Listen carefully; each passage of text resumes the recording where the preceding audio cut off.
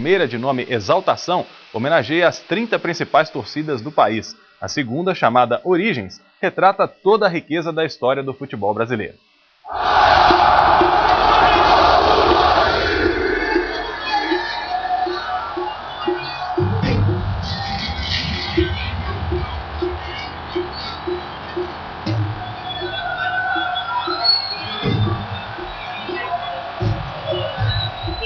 Agora eu e o André vamos chegar talvez na parte mais cultuada aqui do Museu do Futebol.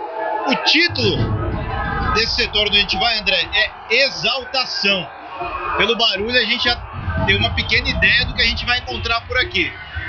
Neste lugar, as torcidas, as 30 maiores torcidas do país são homenageadas. Emoção que nem essa, é quase como se a gente estivesse no jogo, né, André? É, emoção em dobro, né? Porque estamos aqui na parte de baixo da arquibancada do Pacaembu. Se a gente observar a parte estrutural da arquibancada, né? E você está, vamos dizer assim, no avesso do estádio com o grito da torcida, né? O sistema de som cria uma acústica sensacional. Parece realmente que estamos num estádio de futebol, né? É verdade, parece que a torcida está aqui mesmo, está gritando do lado. Eu estou tendo a sensação de estar assistindo uma partida aqui, mesmo estando do lado contrário, né? Do lado de baixo das arquibancadas, né? Agora é a nossa vez de deixar vocês aí em casa colados no sofá.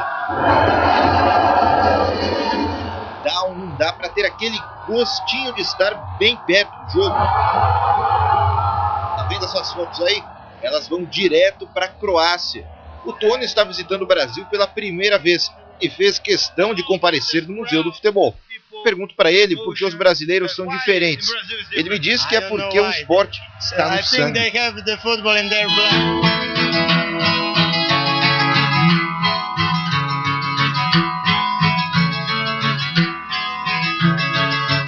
Opa, o que esses dois aí estão fazendo? Numa calmaria só, sem piscar.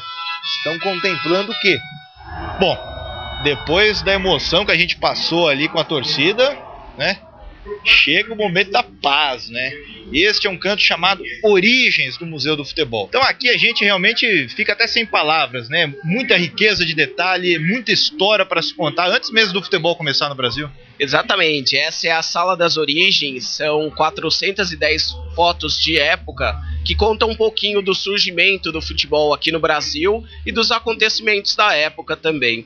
Agora você falou de surgimento, falou em origem do futebol, temos que falar de Arthur Friedenreich, que foi uma das pessoas que ajudou a popularizar o esporte aqui. Exatamente, essa é uma foto do Friedenreich, ele foi o nosso primeiro grande craque, o primeiro craque da história do futebol brasileiro. Ele era filho de alemão, ele tinha um pai alemão e a mãe negra e escrava.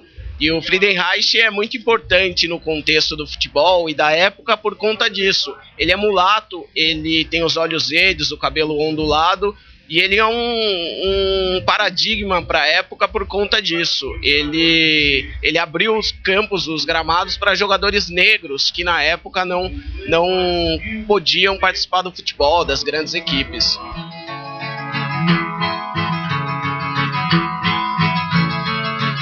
Bom, depois desse banho de história aqui, não tem como escapar da pergunta e eu tenho que fazer ela pro André. Não vou nem perguntar se você gostou daqui, né? Isso aí é a mesma coisa que perguntar de se choveu numa olhada, né? Maravilhoso, sensacional a sala. Legal, né? Então aqui nós já mostramos as origens do futebol. Neste outro setor aqui da exposição, chamado de Heróis, a gente vai falar um pouquinho da década de 30, da década de 40, não só do futebol, mas o pessoal mostra aqui, por exemplo, Noel Rosa, Getúlio Vargas, Monteiro Lobato, Oscar Niemeyer, Carmen Miranda, personalidades do Brasil daquela época que marcaram história e tiveram sua participação na construção do Brasil que nós conhecemos hoje.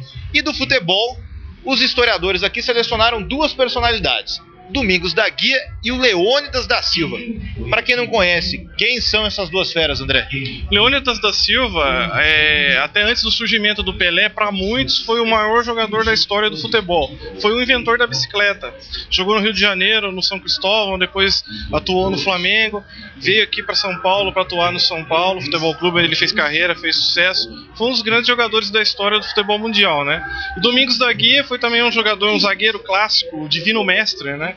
fez carreira no Flamengo, no Vasco da Gama, Nacional do Uruguai, no Boca Juniors, aqui em São Paulo jogou pelo Corinthians, talvez o maior zagueiro da história do futebol mundial, né? Agora, antes da gente passar para a próxima parte aqui da exposição, é só um comentário triste, né? Os anos 40 não existiu Copa do Mundo por causa da Grande Guerra Mundial.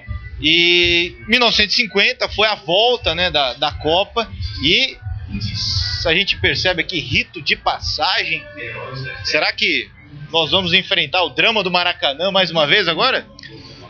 Não sei, vamos ter que entrar lá pra gente ver o que tá pegando lá dentro, né? Mas se for isso, realmente a gente vai ficar bastante triste. Mas não deixa de fazer parte da história, né? Vamos encarar então? Vambora. Vamos lá.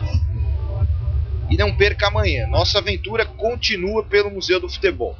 Afinal, o que eu e o André encontramos atrás dessas paredes? Sábado que vem, a nossa viagem pelo Museu do Futebol continua com as imagens mais marcantes das Copas do Mundo. Imperdível.